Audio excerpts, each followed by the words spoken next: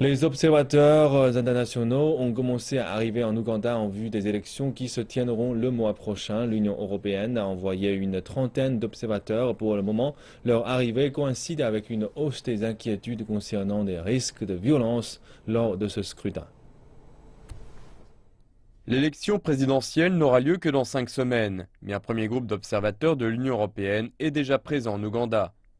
L'UE a annoncé que ses observateurs vérifieraient avec attention les préparatifs et le déroulement de ces élections. Nous regarderons avec attention s'il y a des problèmes avec le comportement des partisans de certaines autorités de l'État. Nous irons à la rencontre des responsables de district pour leur demander l'état des préparatifs pour les élections et observerons le comportement de la police, de l'armée et toutes les questions importantes liées à la violence pour maintenir le calme lors de ces élections. La semaine dernière, le gouvernement a accusé l'opposition d'avoir formé des groupes ayant provoqué des violences. L'opposition a réfuté ces allégations et a en retour accusé la police d'avoir recruté les personnes pour les harceler, ce que la police a nié.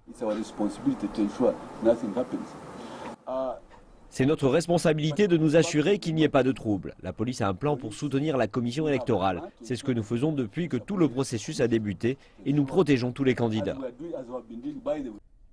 7 candidats sont en lice pour être élus à la tête du pays. Le président en exercice, Yoweri Museveni, fait face à la concurrence de son ancien médecin Kizza Besigye et de son ancien Premier ministre Amama Mbabazi. Le pays organise dans le même temps des élections parlementaires et celles des conseils locaux.